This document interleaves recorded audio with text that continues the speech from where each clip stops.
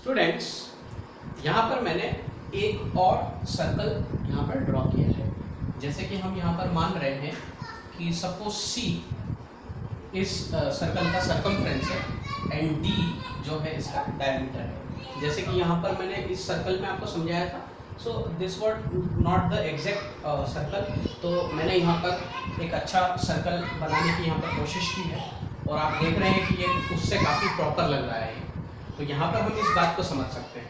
तो फ्रेंड्स, मैं आपको ये समझा रहा था कि यहाँ पर पाई की जो वैल्यू है, पाई इज इरेशनल नंबर और सी अपॉन डी जो देख रहे हैं ये रैशनल फॉर्म है। तो ये कॉन्ट्राडिक्शन को हमको यहाँ पर रिजॉल्व करना है। तो इसको रिजॉल्व करने के लिए हम यहाँ पर देखते हैं कि जब भी हम सी को किसी भी सर्कल के सर्कमफ्रेंस को अगर हम उसके डायमीटर से अगर डिवाइड करते हैं तो हमको हमेशा वो वैल्यू इरेशनल मिलती है। तो इरेशनल मिलती है तो इस बात को हम यहाँ पर कैसे रिजॉल्व कर सकते हैं। सपोज जैसे वहाँ इस एग्जांपल में मैंने आपको समझाया था। Suppose you take a specific point over the circumference of the circle and try to measure the distance. Suppose I can take a thread, मैं यहाँ पर एक थ्रेड ले सकता हूँ, इसके बिल्कुल डायमीटर के साइज का थ्रेड ले सकता हूँ और बिल्कुल इसके सर्कमफ्रेंस के ऊपर रख के अगर मैं इसको मेजर करूँगा, सो यू कैन सी दैट कि जब मैं इसको मेजर करते हुए इसको जब यहाँ आऊँगा, so this end point of the diameter will not exactly overlap this point, there is some gap will be remaining. Suppose मान लो कि यहाँ से मैं इसको मेजर करते हुए जाऊँगा, तो सपोज यहाँ पर पहला पॉइंट आएगा, फिर यहाँ पर मैं फिर इस थ्रेड को यहाँ पर रखूँगा। सो सपोज ये दूसरा पॉइंट मुझे यहाँ पर मिल रहा है, राइट, दूसरा पॉइंट, और फिर थ्रेड के पॉइंट को मैं यहाँ पर रख के करूँगा तो सपोज वो यहाँ पर एंड होता है। सो you can see that this gap is remaining. The diameter of the circle of any radius, हम किसी भी सर्कल के डायमीटर को अगर हम देखेंगे, so it can not completely divide और it can not completely overlap the circumference of that circle.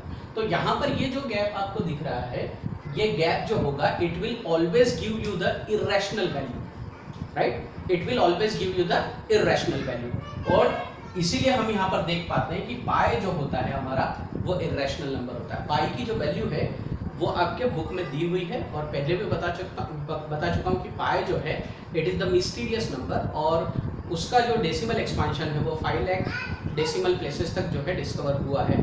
ठीक है, तो यहाँ पर पाई का अगर हम और इसको डीप में हम देखें तो ये बहुत बड़ा पोर्शन हो जाता है। And when you come into the higher classes, so you will exactly learn about the pi, right. तो अभी according to the standard 9 this clarification is sufficient for you, right. तो यहाँ पर जो स्टेटमेंट आपकी बुक में दिया है ये वही स्टेटमेंट है और इसको मैंने यहाँ पर आपके लिए और भी सिंप्लीफाई किया है। इसको अगर आप इसको लिखना चाहें तो आप इस तरीके से भी लिख सकते हैं। जैसे कि यहाँ पर एक स्टेटमेंट मैंने आपके लिए ऑलरेडी बनाया है। क्या बनाया है मैंने कि ये जो कंडीशन है हमारी pi is equal to C upon D, तो अगर सी और डी जो है, मैंने पहले बताया कि अगर ये रैशनल होंगे तो ये दोनों इंटीजर होना चाहिए।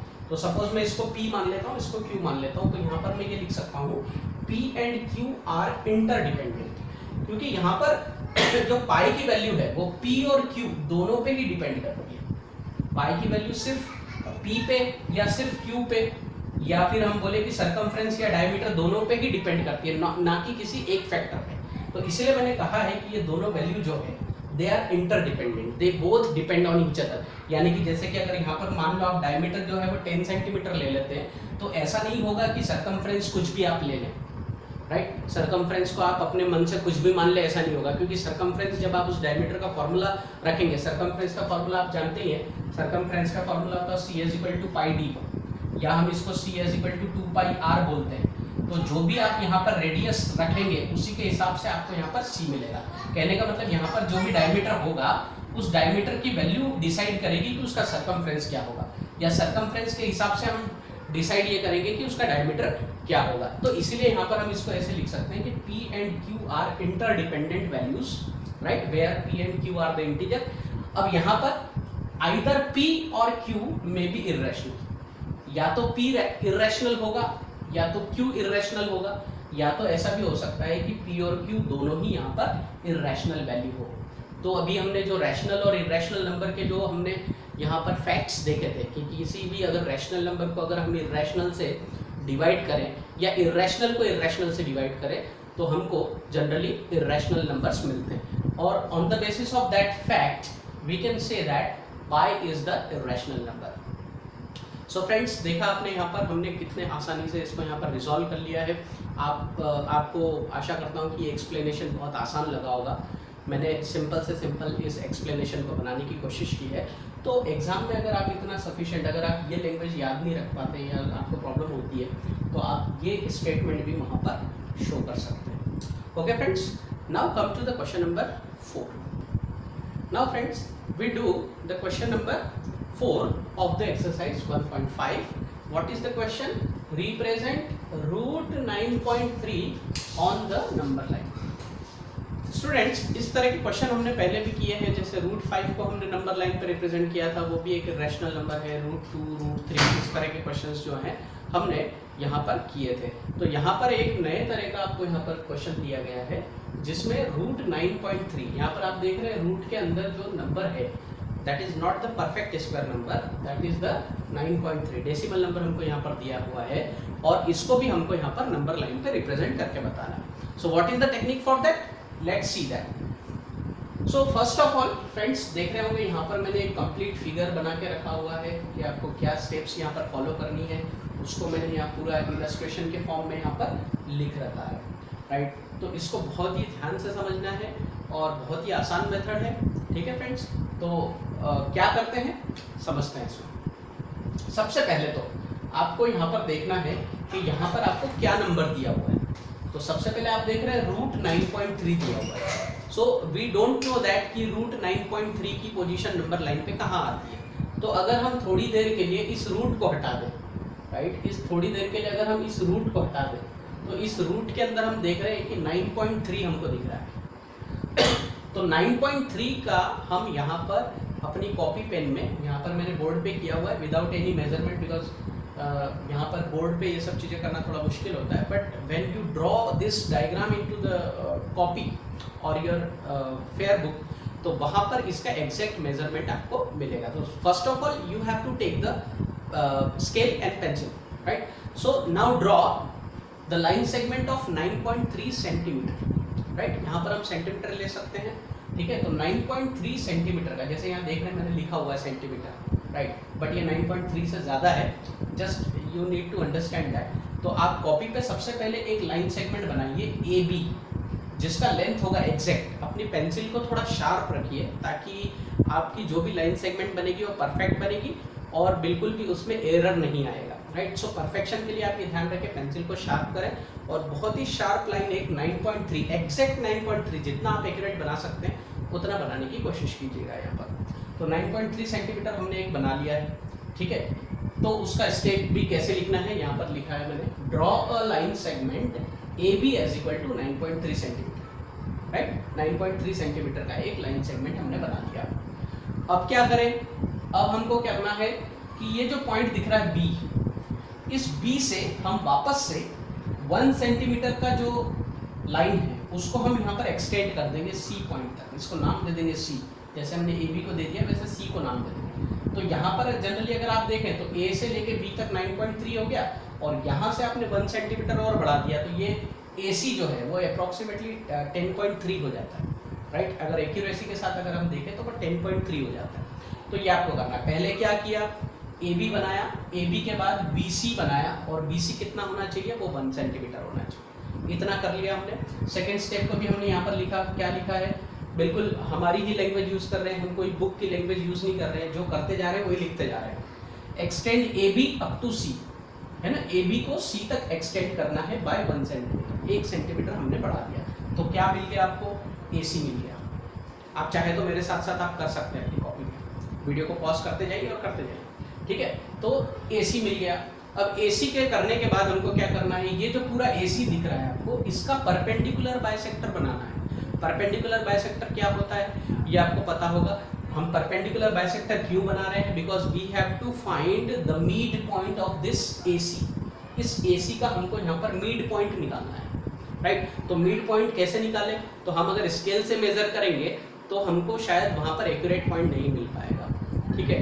तो हम यहाँ पर इसका सीधा सीधा परपेंडिकुलर बाइसेक्टर बनाएंगे। परपेंडिकुलर बाइसेक्टर कैसे बनाया जाता है, वो आपको बिल्कुल आपने लोअर स्टैंडर्ड में 7 क्लास में 8 क्लास में ये सीखा है, तो उधर उस पार्ट पे मैं नहीं जा रहा हूँ, ठीक है। तो आप एक कंपास होता है आपके ज्योमेट्री बॉक्स में, कंपास जो होता है उसकी मदद से आप इसको कर लेंगे, ठीक है। वो करने के बाद आप क्या करेंगे, आपको ये मिड पॉइंट मिल जाएगा, that is the centre point of AC, that is 0, या हम इसको O भी बोल सकते हैं, दैट इज O। अब इस O पॉइंट से आप कंपास को या तो आप OA को या तो आप OC को, समझ रहे बात को, OA को या तो OC को आप रेडियस ले लेंगे और इस O पॉइंट पे नीडल रख के ये सेमी सर्कुलर आर्क प्रिपेयर कर देंगे। क्या करेंगे आप, सेमी सर्कुलर आर्क प्रिपेयर कर देंगे। उसको हमने स्टेप वाइज यहाँ पर लिखा दिया, देखिए हमने 9.3 बनाया, फिर उसको 1 सेंटीमीटर एक्सटेंड किया। Draw a perpendicular bisector of AC to get midpoint O। हमने परपेंडिकुलर बाइसेक्टर क्यों बनाया, क्योंकि हमको मिड पॉइंट O चाहिए यहाँ पर। Now construct a semi circular arc from the point O। इस O पॉइंट से OA को रेडियस मान के या तो OC को रेडियस मान के आपको एक सेमी सर्कुलर आर्क बना देना है, जो कि बिल्कुल इस तरीके से दिखेगा। Now what we have to do, then draw a perpendicular on B। अब ये जो पॉइंट B देख रहा है, अब इस B पे आप देख रहे हैं यहाँ पर मैंने एक लाइन बनाई है परपेंडिकुलर BD, और ये जो BD मैंने बनाया है वो इस सेमी सर्कुलर आर्क को D वाले पॉइंट पे कट कर रहा है, राइट, D वाले पॉइंट पे यहाँ पर कट कर रहा है। तो आपको ये कैसे करना है, परपेंडिकुलर जब हम बनाते हैं तो जनरली कई बार आप स्केल से बनाएंगे तो वहाँ पर कुछ लाइन थोड़ी ऐसी टेढ़ी हो सकती है, अलाइनमेंट प्रॉपर नहीं आता है, तो you can use the set square. आपके ज्योमेट्री बॉक्स में एक इंस्ट्रूमेंट होता है सेट स्क्वायर, जो कि बिल्कुल ट्रायंगल की तरह दिखता है। तो आप यहाँ पर उसको बिल्कुल लाई करके आप यहाँ पर ये परपेंडिकुलर बना लेंगे, और जैसे ही आप इसको बनाएंगे तो आप देखेंगे कि ये जो पॉइंट है सेमी सर्कुलर वाली आर्क की जो लाइन है और ये परपेंडिकुलर की जो लाइन है वो D पॉइंट पे इंटरसेक्ट कर रही है, तो D पॉइंट आपको यहाँ पर दे दिया। इसको मैंने स्टेप में यहाँ पर लिखा है, then draw a perpendicular on B to get point D on semicircular arc with the help of set square. Set square से आप ये कर सकते हैं, राइट। अब फाइनली क्या करना है, अब आपको ये जो BD मिला है, ये जो BD मिला है वो एग्जैक्टली √9.3 होगा। आप पाइथागोरस थ्योरम को यूज करके इस बात को प्रूव भी कर सकते हैं, बट यहाँ पर आपको किसी ने प्रूव नहीं पूछा है, तो आपको ये मानना है कि ये जो BD है वो एग्जैक्टली 9.3 होगा, √9.3 होगा, राइट। अगर आपने एक्यूरेसी के साथ की लाइन खींची है तो डेफिनेटली ये √9.3 ही आपको मिलेगा। अब क्या करना है, यहाँ पर अब हमारा BD जो है, BD को हम रेडियस मान के यहाँ से B वाले पॉइंट पे निडल रख के आपको ये आर्क बना देना है इस तरीके का। डॉटेड भी आप लाइन बना सकते हो, या तो आप रेगुलर जो लाइन होती है वो भी आप बना सकते हो। So finally you will get the point E on to the number line. ये जो आपको लाइन दिख रही है that is exactly the number line, और ये जो आपको O जो दिख रहा है आप इसको 0 मान सकते हैं। तो यहाँ पर ये जो E पॉइंट है यही आपकी एग्जैक्ट 9.3 की लोकेशन होगी, that is exactly the position of the √9.3, यानी कि √9.3 नंबर लाइन पे यहाँ पर आपको मिलेगा। Finally BD that is equal to √9.3, and then by taking BD as radius, हमने यहाँ पर BD को रेडियस मान लिया।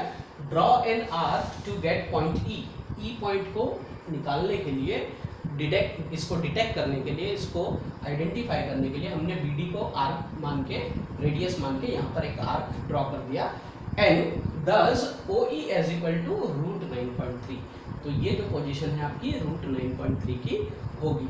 जनरली √9.3 अगर आप देखेंगे तो नंबर लाइन पे 3 और 4 के बीच में आएगा। इस बात को आप कैसे समझ सकते हैं कि भाई √9 अगर हम करते हैं तो √9 that is the square root of 3, right. √9 जो होता है अगर आप उसका स्क्वायर रूट निकालोगे तो 3 आएगा। तो generally √9.3 it is more than 3, right. तो 3 और 4 के बीच में कहीं ना कहीं आपको पोजीशन इसमें मिल जाएगी।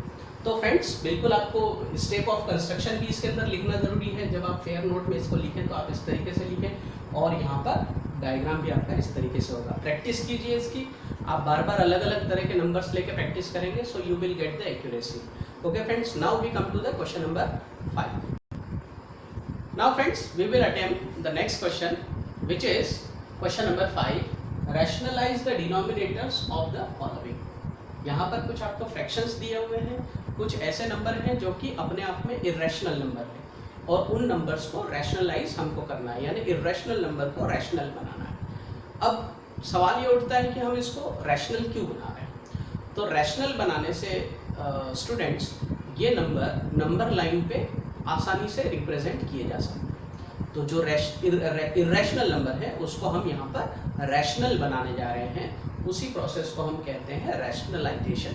तो रैशनलाइजेशन क्या होता है और हम कैसे करते हैं वो आज हम यहाँ पर सीखने जा रहे हैं, राइट। तो यहाँ पर सबसे पहला फ्रैक्शन यहाँ पर दिया है 1/√7। 1/√7 जो है ये एक इरेशनल यहाँ पर नंबर है। अब यहाँ पर जनरली ये जो डिनोमिनेटर है √7 ये इरेशनल है, इस डिनोमिनेटर को हमको रैशनल बनाना है, राइट। तो रैशनल बनाने के लिए हम यहाँ पर क्या मेथड यूज करते हैं वो देखते हैं। यहाँ पर 1/√7 हमने यहाँ पर लिख दिया, इसका हम रैशनलाइजेशन करेंगे। तो रैशनलाइजेशन करने में हमको क्या करना होता है, न्यूमरेटर और डिनोमिनेटर को सेम नंबर से, यानी जो डिनोमिनेटर यहाँ पर दिख रहा है उसी से हम इसको मल्टीप्लाई करेंगे। मल्टीप्लाई यहाँ पर क्यों करेंगे, उसका जब रिजल्ट आएगा तब आपको पता पड़ेगा कि इसको क्यों मल्टीप्लाई करेंगे। तो यहाँ पर 1 × √7 करने से √7 आएगा, और √7 और √7 मल्टीप्लाई करते हैं तो 7 आता है। तो आप देख रहे हैं यहाँ पर हमने √7 यहाँ पर क्यों मल्टीप्लाई किया। अगर हम यहाँ पर √7 मल्टीप्लाई नहीं करते तो इसका डिनोमिनेटर रैशनल नहीं होता। 7 जो है वो रैशनल नंबर है, √7 जो है इरेशनल नंबर है। तो किस तरीके से हमने यहाँ पर इसको रैशनल बना दिया, तो इसी प्रोसेस को जनरली रैशनलाइजेशन कहा जाता है। Now we come to the second number 1/√7 - √6। 1 जो है ये रैशनल नंबर है और ये जो नंबर है ये इरेशनल है। तो इसको रैशनलाइजेशन करने के लिए हम यहाँ पर क्या करेंगे, 1/√7 - √6 हमने यहाँ पर क्वेश्चन जो था वो लिख दिया। अब यहाँ पर हम न्यूमरेटर डिनोमिनेटर में √7 + √6 एंड सेम यहाँ पर जो नंबर होगा वही √7 + √6। यहाँ पर देख रहे हैं नेगेटिव साइन है, हमने उसको यहाँ पर चेंज कर दिया, पॉजिटिव कर दिया। ऐसा हमने इसलिए किया क्योंकि यहाँ पर हमको एक आइडेंटिटी यूज करना है ना। a - b × a + b होता है, a² - b² होता है। ये आइडेंटिटी आपको याद आ रही होगी। तो ये आइडेंटिटी यूटिलाइज करने के लिए हमने ऊपर और नीचे सेम नंबर से √7 + √6 से और √7 + √6 से दोनों को मल्टीप्लाई कर दिया। तो यहाँ पर रिजल्टेंट नंबर हमारा हो गया √7 + √6। यहाँ पर हम आइडेंटिटी यूज कर रहे हैं, सो वी विल गेट √7² - √6²। ठीक है, अब इसको हम आगे सॉल्व करते हैं। तो न्यूमरेटर तो जैसा है वैसा ही रहेगा। अब यहाँ पर √7 का स्क्वायर 7 हो जाता है, √6 का स्क्वायर 6 हो जाता है। दोनों को सब्ट्रैक्ट करेंगे तो 1 आ जाएगा। तो यहाँ पर अगर हम 1 लिखते हैं या नहीं भी लिखते हैं तो इस बात से कोई फर्क नहीं पड़ता है। तो हमारा फाइनल आंसर होगा √7 + √6। अगर हम इसके नीचे देखें तो ये 1 है, तो 1 हम ऑलरेडी यहाँ पर क्या कर चुके हैं, रैशनलाइज कर चुके हैं। तो यहाँ पर हमारा डिनोमिनेटर इरेशनल था, लेकिन यहाँ पर डिनोमिनेटर क्या हो गया है, रैशनल हो गया है। So this is the rationalisation method. Now we come to the third fraction 1/√5 + √2। यहाँ पर भी हमको सेम मेथड यूज करना है जो हमने क्वेश्चन नंबर 2 में किया है। यहाँ पर आप देख रहे हैं 1/√5 + √2 है, यहाँ पर पॉजिटिव साइन है और यहाँ पर हमने नेगेटिव साइन यूज किया है। सेम वही कारण है यहाँ पर हमने नेगेटिव साइन क्यों यूज किया, because we can use the identity over here, a² - b² = a × b, a - b × a + b, right. तो आप देख रहे हैं यहाँ पर रिजल्टेंट नंबर हमारा √5 - √2 एंड 5 - 2। इसका स्क्वायर किया तो 5 आ गया, इसका स्क्वायर किया तो 2 आ गया। 5 - 2 that is 3। This is our answer. So you can see that this was the irrational denominator and here you can see 3 is the rational denominator. Now we come to the fourth fraction 1/√7 - 2। तो यहाँ पर भी हम देख रहे हैं ये irrational number है और इरेशनल को हमने यहाँ पर रैशनल कन्वर्ट कर दिया है। कैसे किया है, सेम चीज़ की है। यहाँ पर हमने √7 - 2 था, इसको हमने √7 + 2 से मल्टीप्लाई कर दिया डिनोमिनेटर न्यूमरेटर में, तो हमको रिजल्टेंट नंबर ये मिलता है। तो आई होप फ्रेंड्स ये भी मेथड आपको बहुत आसानी से समझ में आई होगी। आपके जो क्वेश्चन हैं, क्वेश्चन पेपर में जो आपको क्वेश्चंस दिख रहे हैं या आपके मॉडल पेपर में आप जो क्वेश्चंस देखते हैं या आपके बुक्स में एग्जाम्पल्स है, वो आप क्वेश्चंस उठाइए और उन क्वेश्चंस को करना शुरू कर दीजिए। जितना आप प्रैक्टिस करेंगे उतना ये मेथड आपको आसान लगने लगेगी। तो फ्रेंड्स आई होप कि एक्सरसाइज आपको बहुत अच्छी लगी होगी, मेरा समझाने का तरीका भी आपको समझ में आया होगा। तो इस वीडियो को ज़रूर लाइक करें, शुरू से लेकर आखिरी तक ज़रूर देखें, क्योंकि उसमें काफ़ी सारी ऐसी छोटी छोटी बातें हैं जो आपको बताई गई, और अगर आप इसको स्किप करेंगे तो वो पॉइंट्स आपको समझ में नहीं आने वाले। ठीक है friends, so thank you for watching this video, have a nice day.